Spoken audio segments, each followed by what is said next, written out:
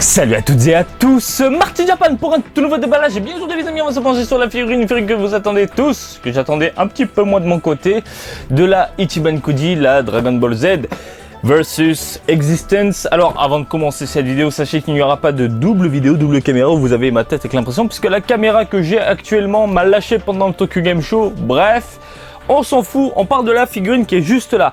Alors Ichiban Kuji, pour ceux qui ne savent pas, il s'agit d'une loterie à la japonaise, donc qui est disponible dans les magasins participants, que ce soit dans les combini, donc les supérettes à la japonaise, mais aussi dans les game centers, tout simplement. Le principe est simple, vous achetez un ticket qui coûte 650 yens, vous pouvez en prendre autant que vous voulez, et puis en fait vous tirez des petits tickets et vous savez pas sur quel lot vous allez tomber, A, B, C, D, E, F, G. Les meilleurs, généralement c'est le A, B, C, c'est tout en haut, vous le savez. Et puis après le reste, G, etc. Ce sont des petits délires, des petites assiettes, etc., etc. Bref, pour le coup, j'ai pas de cul pour les Dragon Ball et c'est toujours le cas. Alors je vous explique, je vous raconte quand même comment ça s'est passé. Je suis avec un ami, un pote de race, en train dans un combini. Je me dis allez, je prends 2 tickets. Vous le savez, ma chance avec One Piece, je prends un ticket, les One Piece A, B, les figurines tombent. Dragon Ball, pour le moment, ça n'a jamais été le cas. Je dis bon allez, j'en prends un et je dis à mon pote, t'as de la chance? Toi il me dit non, j'ai une chance de merde. Ça passe pas. Je dis tu sais quoi, tire-moi quand même un ticket. Allez, fais-moi plaisir. Bref, je tire mon ticket, un lot C. Bah du coup on va le regarder ensemble, le lot C. Voilà, je vais le déballer dans cette vidéo avec vous. Dégoûté, ma chance légendaire pour Dragon Ball, et lui il tire le A. Champagne, on hurle dans le combini, bref, c'est bon enfant. Donc voilà, si vous venez au Japon vraiment avec un ami ou enfin votre entourage, faites des petits délires comme ça. Faites des petits délires comme ça. Je sais que certains vont directement acheter la figurine dans les magasins revendeurs, tout ce qui est d'occasion, magasins d'occasion, etc. Mais là, franchement, 650 yens, vous prenez un ticket, vous rigolez avec un ami. C'est plus marquant que d'acheter une figurine, vous voyez ce que je veux dire? Bref, c'est génial. Pour revenir à la figurine, donc de ce que j'en ai vu, les vendeurs particuliers vendent ça, par vendre ça, si je commence à parler un peu comme ça va pas trop le faire, ça vendent ça dans les 6 000 yens, entre 6 et 8 000 yens. Il y a une Last One avec des couleurs différentes. Bref, on avait vu les versions prototypes. Aujourd'hui, on va se pencher sur le produit final. La boîte, je vous la montre, qui est juste là. Voilà, une boîte assez classe, je trouve, l'OA. Et assez fine. Je m'attendais vraiment à une grosse boîte, mais pour de la Ichiban Kuji, voilà, c'est vraiment tout petit, plus que sympathique. Et là, comme vous pouvez le voir ici, on a quelques instructions. C'est licencié, comme vous pouvez le constater ici, Dragon Ball Super, Ichiban Kuji, donc c'est eux qui gèrent, c'est tout ce qui est Bandai, Banpresto, tout ça. C'est la même boîte au final. Bref les amis, ça y est, on arrête de parler et on passe la seconde. Les amis, vous avez sous les yeux le lot C et le lot A, hein, comme je vous l'ai dit. On va jeter un œil rapidement sur le lot C, mais avant ça, sachez que c'est sorti le 22 septembre 2018, un peu partout dans l'archipel.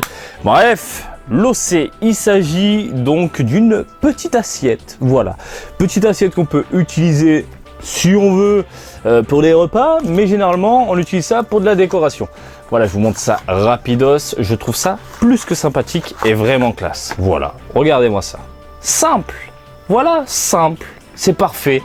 Le volume 33, voilà, le manga volume 33, Dragon Ball, l'illustration qui pète. J'ai choisi Gohan et Cell parce qu'on pouvait choisir, il y a différents, je sais pas si on peut voir les illustrations, différentes illustrations, mais je me suis dit voilà, Gohan avec Goku en train de faire le Kamehameha, je me suis dit pourquoi pas prendre le Cell qui va avec. La boîte on l'a déjà vu, on arrête de parler, on ouvre tout ça et puis on découvre cette bête là du jour ensemble. Mesdames et messieurs, les petites fumées que nous avons là en fait font office de socle, hein, de support pour faire tenir la figurine. Je trouve ça sympathique. J'aurais préféré avoir peut-être un petit décor un peu plus poussé, voilà.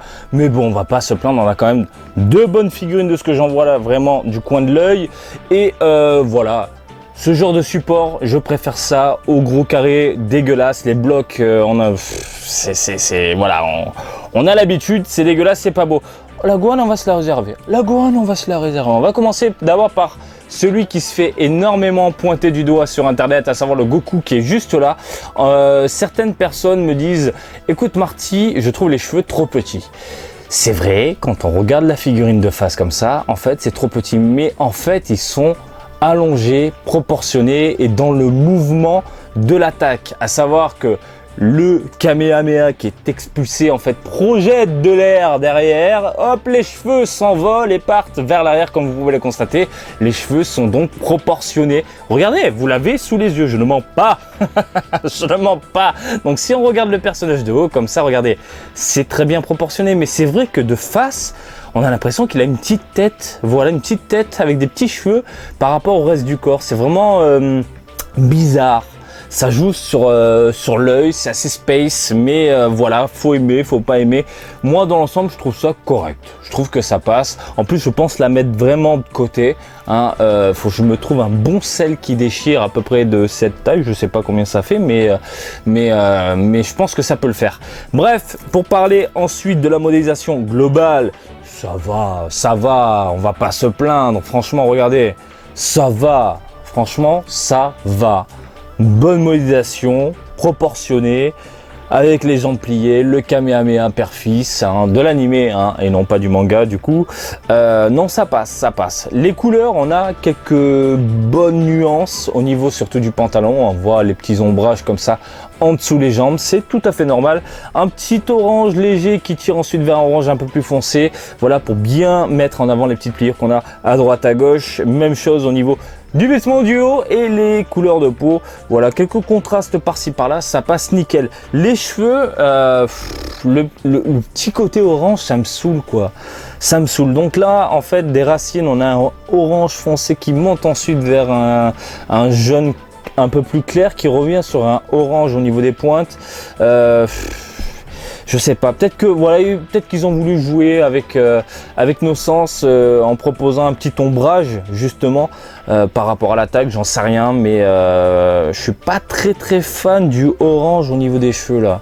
Ça c'est space, à voir avec la Last One que je ne prendrai pas du coup, c'est dommage, mais il faudrait que au moins je l'aperçoive dans une vitrine à Akihabara. Hein. Je suis en train de regarder la figurine et de l'analyser en même temps que je vous parle, parce que dans l'ensemble ça va, hein. Franchement je suis plus que surpris pour un produit final par rapport au prototype, parce que là par exemple les cheveux c'est vraiment pas banane quoi, ça pique hein.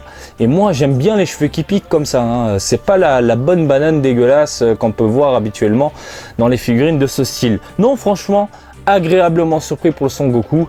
Encore une fois, comme ça c'est space, comme ça ça passe, comme ça ça déchire. La Gohan les amis, je pense que nous sommes tous d'accord sur un point, on est tous dégoûtés sur un point, mais où est le sang, bordel de merde? Où est le sang? Mais où est le sang? C'est un moment marquant, le gamin s'en est pris plein la tronche parce que voilà, il s'est donné à fond, c'est l'ultime bataille de la mort qui tue et il est propre. Il a pris sa douche, il a fait attends sale, je reviens, je me lave et on se termine ça entre nous. Non, mais, où est le sang? Voilà, génération 2018 les amis, la censure même au niveau des figurines fallait le faire, ils l'ont fait. Bref, hâte de voir les customs des japonais mais aussi des français. Hein. Il y a pas mal de bons français hein, qui envoient du très lourd. Mais pour revenir sur la figurine, voilà. Il y a quelques égratignures par-ci par-là qu'on peut voir au niveau du torse, au niveau du front. Le front, bien évidemment, ce front normalement défoncé dans tous les sens. Même chose au niveau du bras. Le bras qui est normalement ensanglanté. Là, la douche, il s'est lavé. En termes de modélisation, les amis, je suis fan, mais vraiment. Tout ce qui est Gohan en Super Saiyajin 2, généralement au niveau des cheveux, on a soit des cheveux trop petits, soit un peu trop. Là, c'est bien proportionné. Hein. Je suis assez fan de ce que j'ai sous les yeux. Ça rend super bien. On a des vêtements déchirés dans tous les sens. Rien à dire là aussi de ce côté-là. C'est très bien réalisé. Le bras défoncé, bon, bonne pose, bien énervé. La bouche ouverte, en train de faire le Kamehameha d'une seule main. Cette bouche ouverte, donc c'est le moment final. Vraiment là où il envoie vraiment toute sa patate le Gohan, retranscrit dans cette figurine là, j'adore, je suis fan de chez fan. Les couleurs on a de bons violets, mais un bon violet foncé un peu partout sur les vêtements, qui tire ensuite vers un violet un peu plus clair. Ça passe nickel, ça joue avec les sens, ça joue avec les yeux, ça joue avec la vue, ça rend super bien encore une fois. Les cheveux, nous avons exactement la même chose, à savoir un orange au niveau des racines qui tire ensuite vers un jaune clair. Par moment, on a du orange par-ci par-là. Je pense que c'est plus le côté ombrage. Voilà, ils ont voulu jouer avec ça. Voilà, en proposant des nuances par-ci par-là. Ma foi, ça passe, c'est propre, c'est nickel. Du plastique. Vous le savez, moi j'adore le rendu mat sur du plastique. Là, on a du plastique sur du rendu plastique. Entendez par là que ça brille partout. Mais vraiment, hein, ça brille, enfin partout, j'exagère un peu, surtout au niveau des cheveux, ça brille, ça brille. Moi, ça m'énerve ce genre de truc, ça m'énerve. Mais bon, je vais pas me plaindre. Franchement, une Goku père-fils comme ça, pour moi, c'est ce que je voulais absolument à la maison. Sincèrement, les amis, ce que j'ai sous les yeux, je suis vraiment content. On va se pencher sur la taille en commençant en douceur avec le Son Goku qui est juste là. Qui monte dans les 17-18 cm. Et la Gohan qui est juste là, boum, on va foutre la petite raie qui va bien dans les 12-13 cm. Dans l'ensemble, c'est fou. C'est fou. Je pense que là, nous avons une bonne alternative pour les personnes comme moi qui ont loupé, c'était quoi, en 2009 ou 2010, dans ces eaux-là. La dramatique diorama qui déchire, mais qui déchire de ouf, hein, une figurine Kamehameha père-fils en train de, mais vraiment de tout exploser. Aujourd'hui, elle coûte la peau des robignoles, à savoir au Japon entre 800 et 1000 euros. La figurine, hein, vraiment le diorama de dingue, comme on peut le voir actuellement, avec Goku et Gohan là. Sauf que voilà, encore une fois, je vous le répète, on a une bonne alternative, je pense, pour ceux qui ont loupé cette figurine-là. Et il faudrait customiser le Gohan qui est juste là, en lui rajoutant, je pense, quelques taches de sang par-ci, par-là. Mais je suis content, vraiment, de choper tout ça. Le Goku, encore une fois, je me répète, c'est surtout, les proportions sont bonnes, hein, c'est surtout l'angle de vue qui joue un peu sur sa tête, hein, un poil bizarre, on a l'impression qu'elle est petite. Le Gohan, lui, dans la modélisation, la pose et le dynamisme, elle est parfaite. Il manque juste des taches de sang et ça me fait grincer des dents, puisque je me répète à chaque fois.